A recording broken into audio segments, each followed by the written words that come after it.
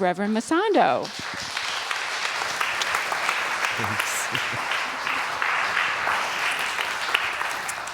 What's up, everybody? It's good to see y'all again. Yeah, a lot has changed in my life since I was with you last. My wife and I welcomed into our family. We have a baby boy. He's 9 months old now. And boy, has it been an adventure since then. I think I've just gotten used to being tired all the time.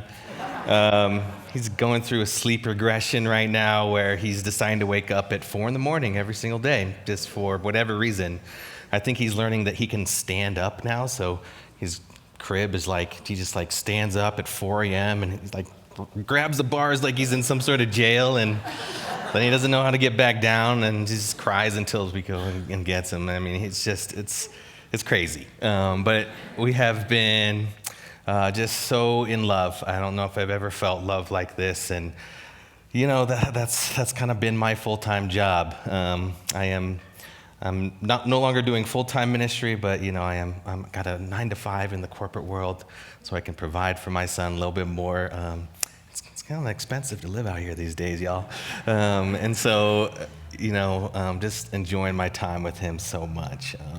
And his name is Takeo. Which is a Japanese name that we just resonated with since day one. And it has a couple meanings. It means like brave warrior, but also means strong like bamboo. And boy, has he had to live up to his name already in these 9 months. Not only is he just going through being a baby is no joke, y'all. Like, they go through so much. It's like, welcome to the world, welcome to teething, and, all these things that you have to go through.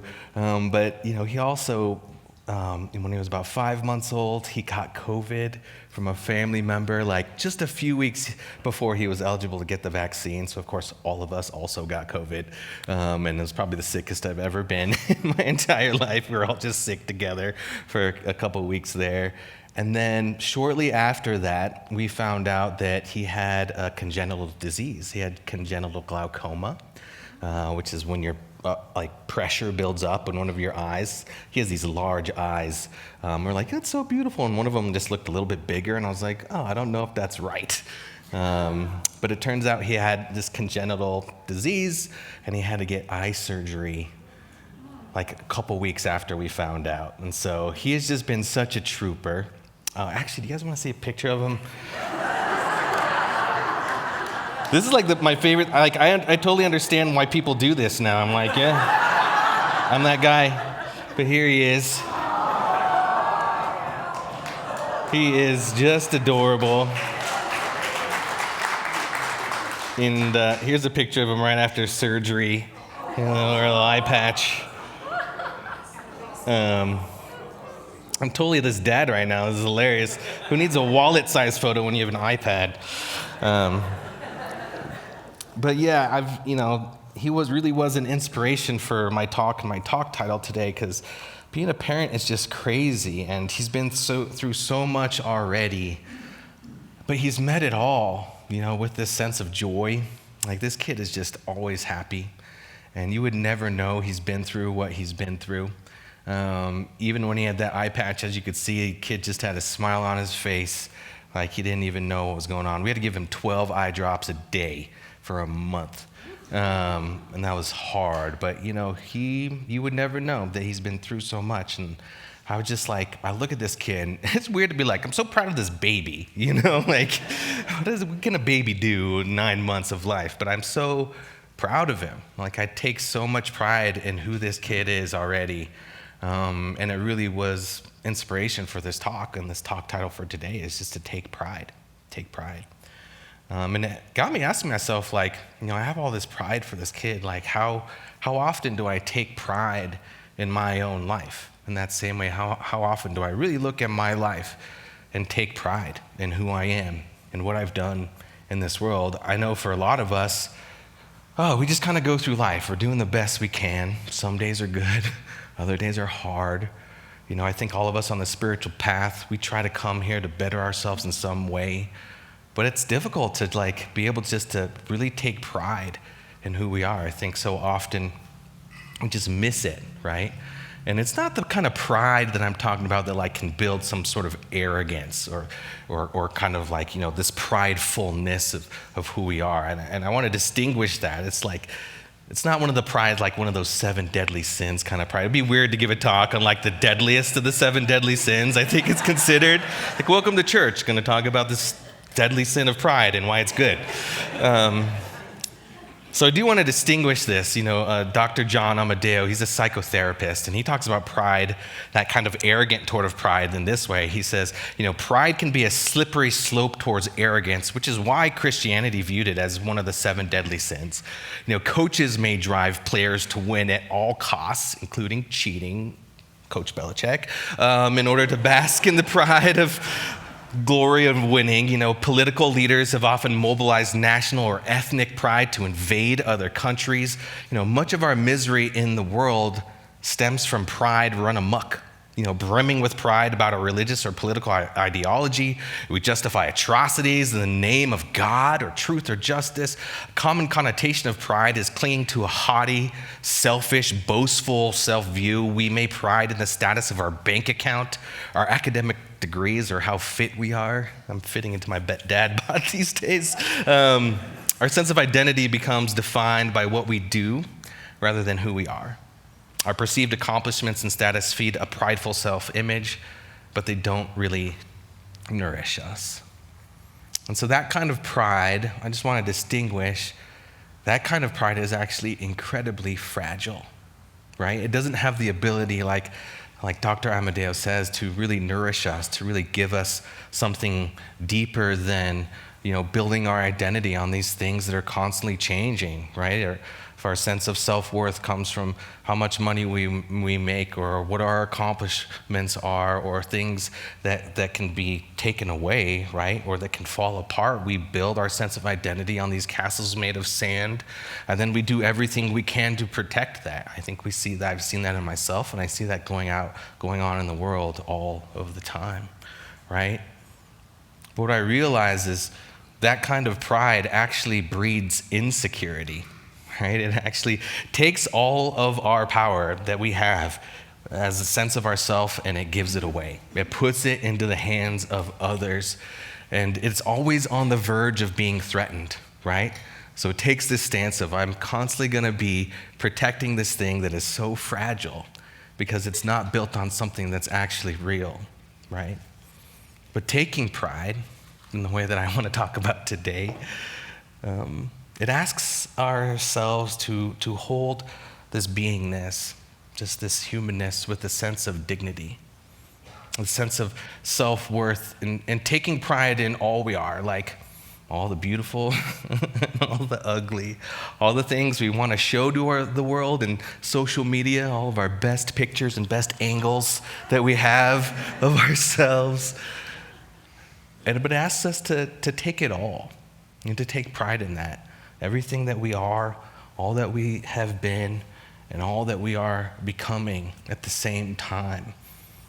And I feel like most of the time, I just miss out on that.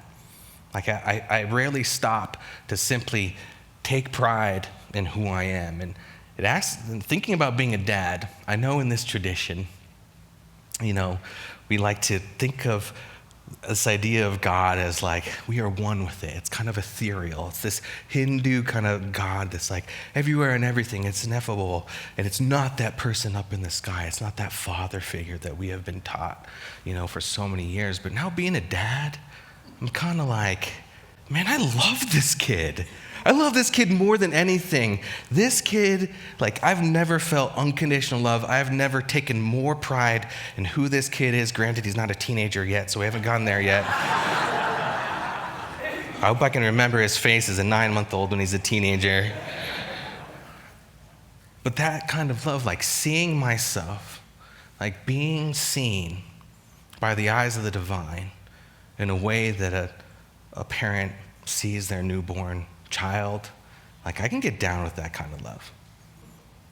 I can stand on that side of love. I can walk hand in hand with the divine in that way. We're just holding hands through life, and that dude, that ethereal being, that ineffable presence, that mother, that Kuan Yin figure of compassion, it's got me, right? and sees me in this way where no matter how complicated my life has been, no matter how many poor decisions I've made in the past, no matter what I've done to make me feel ashamed of my life in some way, the opposite of whatever taking pride in your life is, that I'm being seen through the eyes of the divine in this way that is unconditional. Just like how I'm looking at my kid every day, like that's how the divine views me and how the divine views all of us. Like I can get down with that external sense of God as well.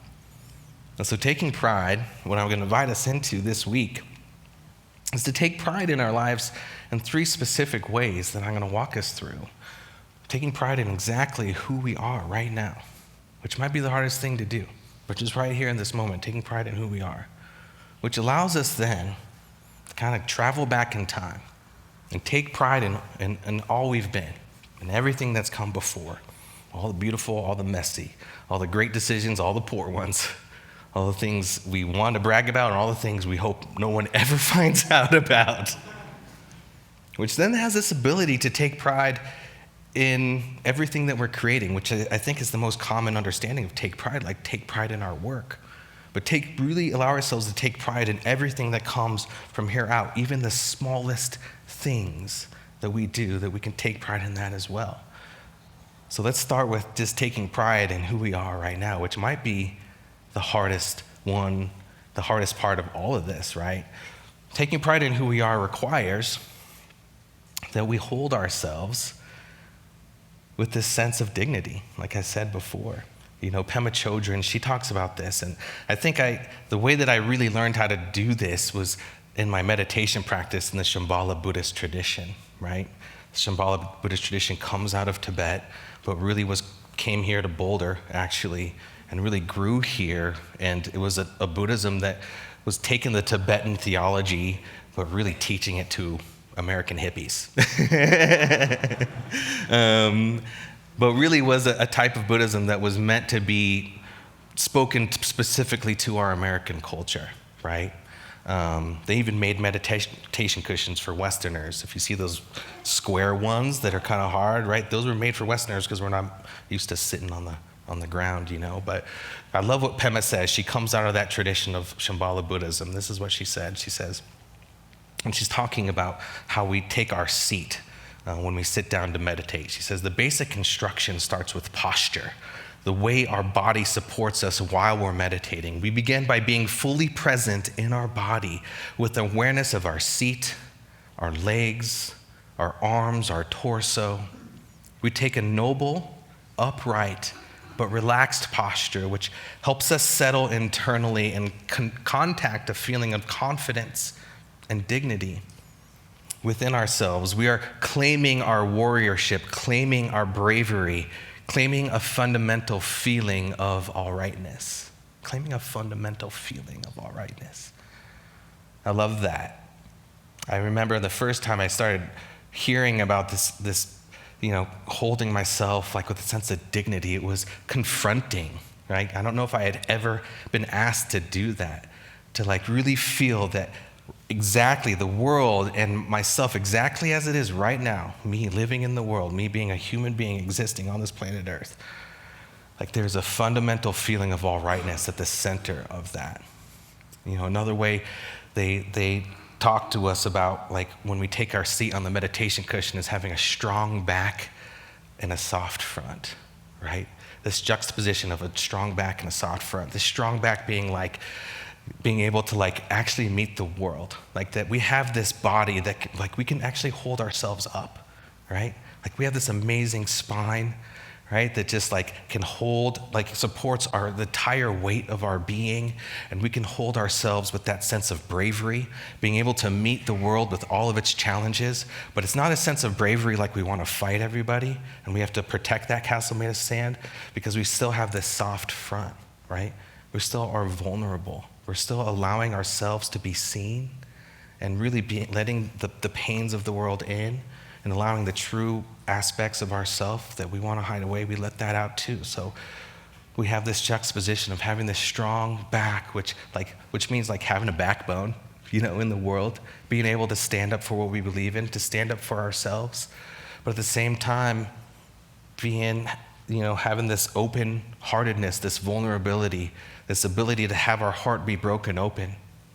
Because when we're really open to the world, our heart will be broken. That's what it is to be human. If we're really in contact with the world, if we're really feeling into the impact that wildfire had in Lahaina, we're gonna get a little weepy.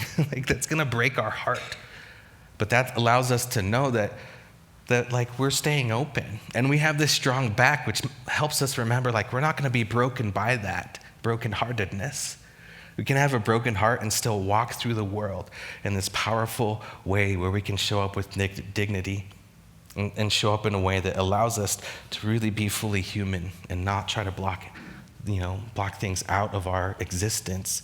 I love what Jack Kornfield says. He says, we need a warrior's heart that lets us face our lives directly, our pains and limitations, our joys and our possibilities. So I love that, right? I love we can take this stance of being able to meet ourselves exactly as we are right now.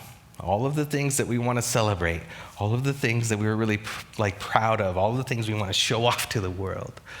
But we can also meet all of the things that we want to hide away, all of the things that we never post on social media, all of the things that we may be still embarrassed of or hold shame around, and still know that we in this moment are worthy of love. We in this moment are being seen by the eyes of the divine, and that divine presence is taking pride in who we are. That presence is somehow even standing in awe, just truly standing in awe of the fullness of your life. And we can hold ourselves being seen by the eyes of the divine in that way and feel that strong back and say, hey, yeah, I can have a sense of dignity about who I am. Yeah, I've made mistakes in the past. Yeah, I may not fully love everything that's going on right now, but I'm human and I deserve to be on this planet just as everyone else does around me. And I'm gonna hold myself with that sense of dignity and walk in a way that allows myself to be seen. I love in CSL, I love in these spiritual communities, I'll talk to a lot of people, it's good to see you, and they'll say, good to be seen. Have you had someone say that to you, or have you been one of those people to say that to someone else? Only in these spiritual communities have I heard that, and I love that because I think there's something that happens, when we're in these kinds of spiritual communities. I think there's this moment where we begin to allow ourselves to be seen in a way that we hadn't maybe before, because our identity is becoming one that's infused with a spiritual identity, and we want our most authentic selves to be seen through that, because we know our spiritual growth is somehow contingent upon that, right? Some aspect of really being true to who we are. And so I love what Ernest Holmes, he's the founder of Centers for Spiritual Living. He says, whoever you are, be proud. You are a divine idea in the mind of God.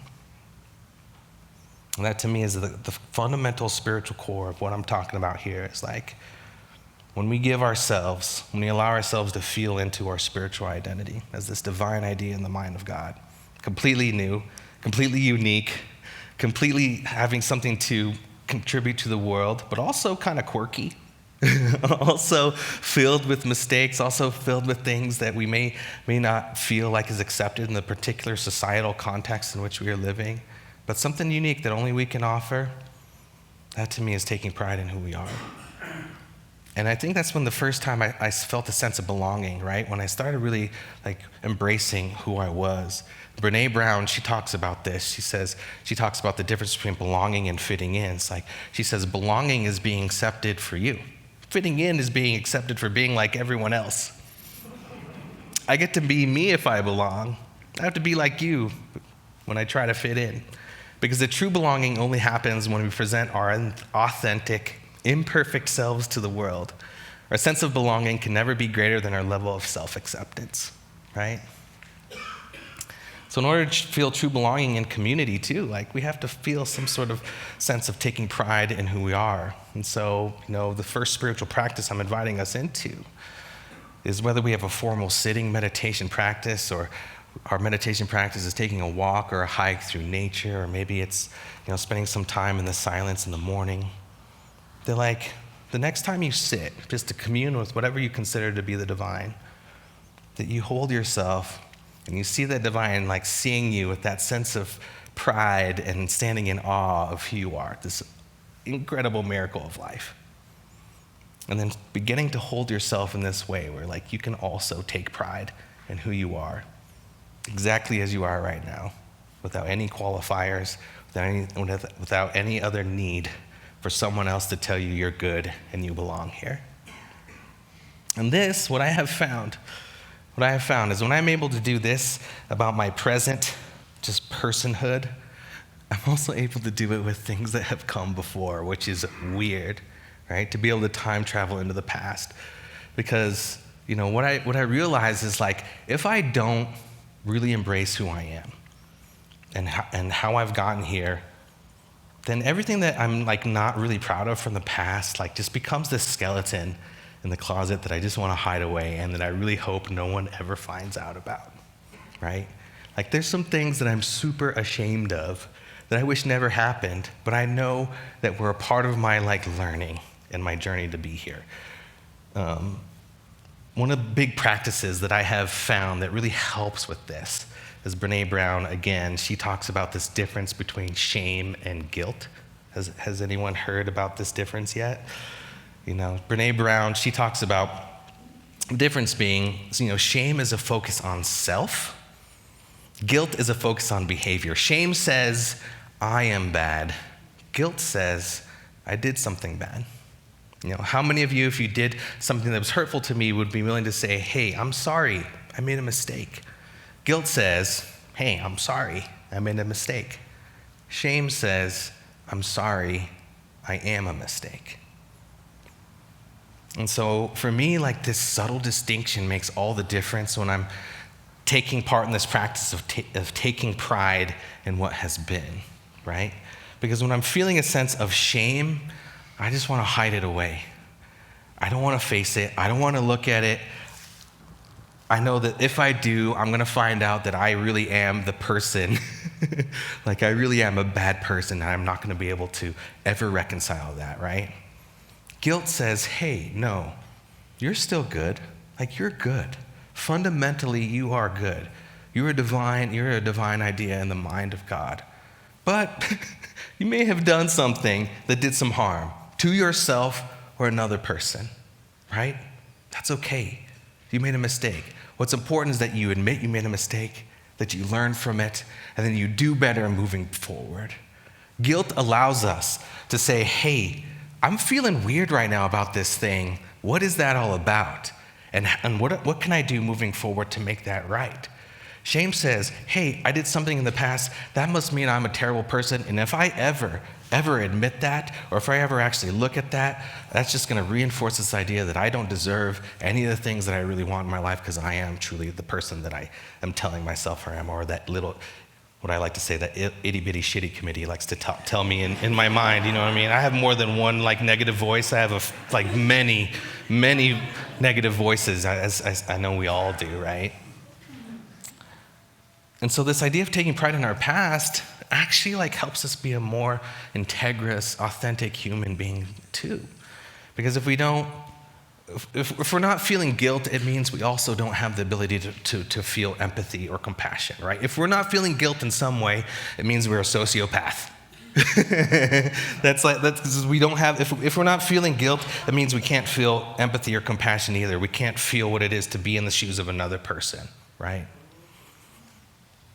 And so guilt can be a good thing. I'm not talking about the guilt of like original sin or this guilt that you will never make up, that you're supposed to feel guilty your entire life. I'm talking about the guilt that tells you, hey, that little feeling you have in this, like right here, wherever you hold it, like that's just trying to communicate something with you. Let's go make that right. And that takes bravery to do that. I realize it takes bravery. It takes a strong back. It takes having a backbone to be able to do that. And it also takes having this soft front to be able to actually feel empathy and feel the pain you may have caused another person. Or maybe the pain that you feel most is the pain that you caused your former self, like you didn't make a decision that you wanted to.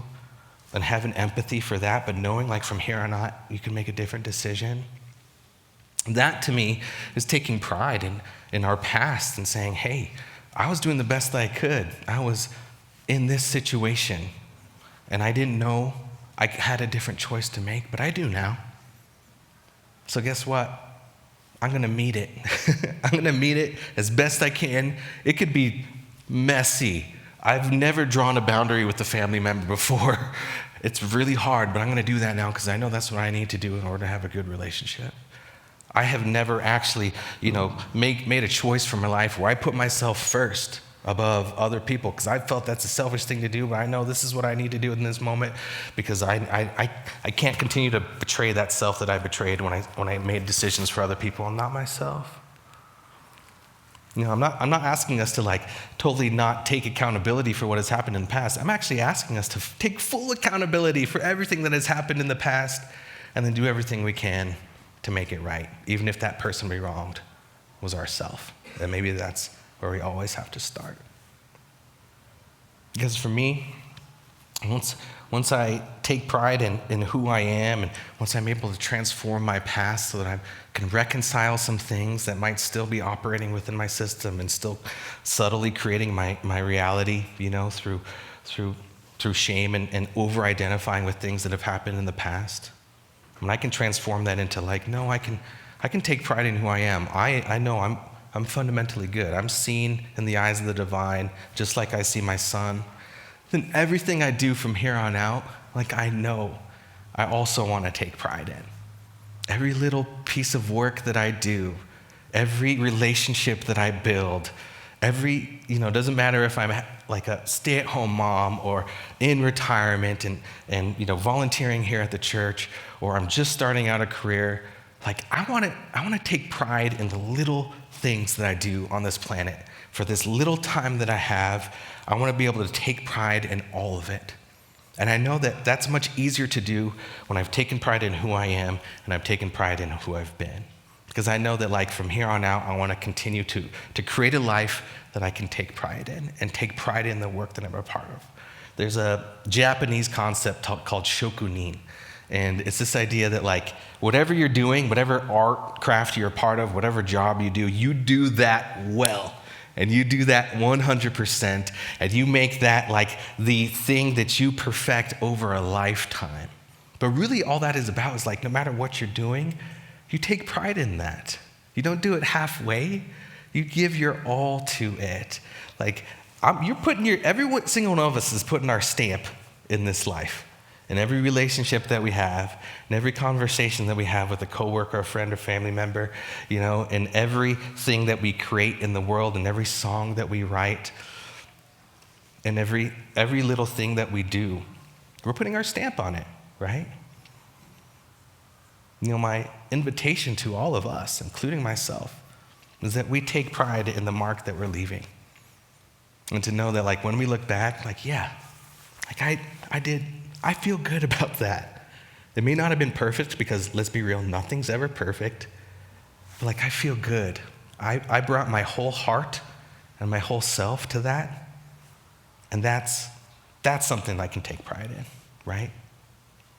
So my invitation for all of us this week is to think about this idea of taking pride and to do so in a way that brings our present self, our past self, and our future self all together into this being that is completely worthy of being on the planet, that has something unique to offer the world, and is able to be both brave in meeting all of the challenges that our world faces, but doing so with an open heart that doesn't have to fight or protect, but allows us to be completely translucent, awake, alive, aware human beings on this planet, which is what I believe we're all being called to at this time. We are facing incredible challenges in our world right now at every level. But I believe that each one of us here has been prepared for that, and that human beings in general, we're pretty amazing creatures. That we've always had the ability to meet the challenges in front of us, and I don't believe we are any different right now.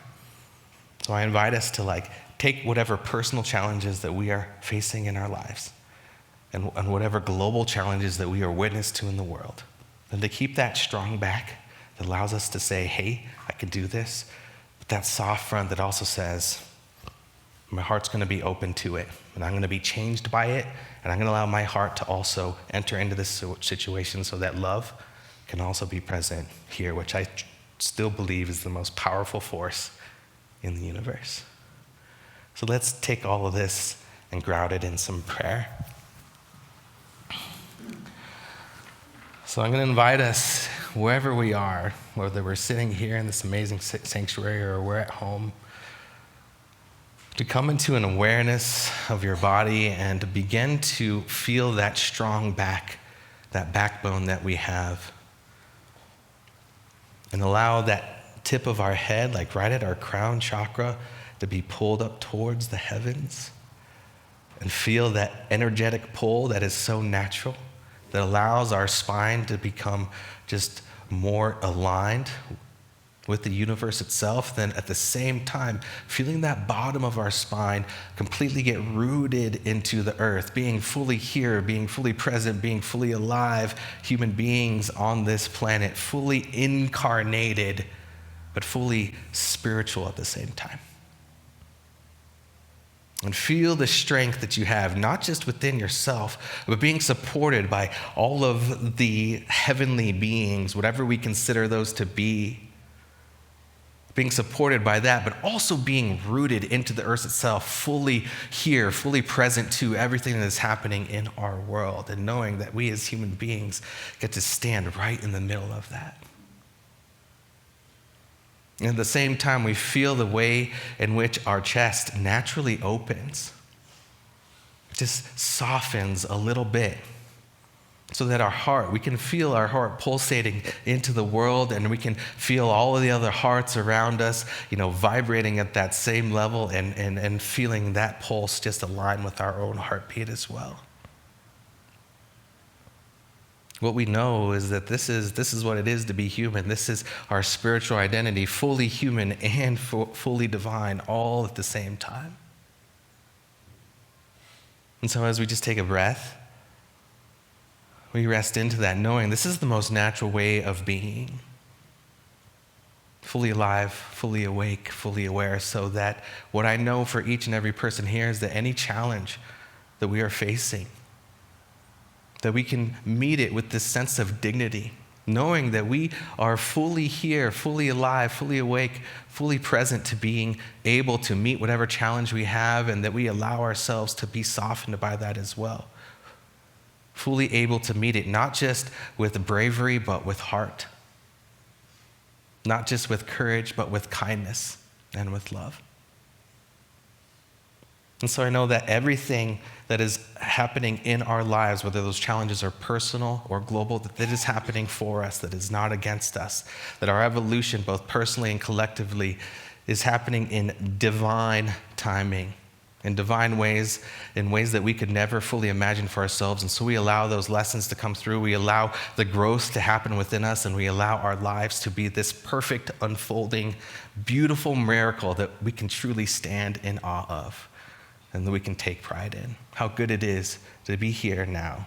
We just give thanks for this precious life. And so it is. Amen.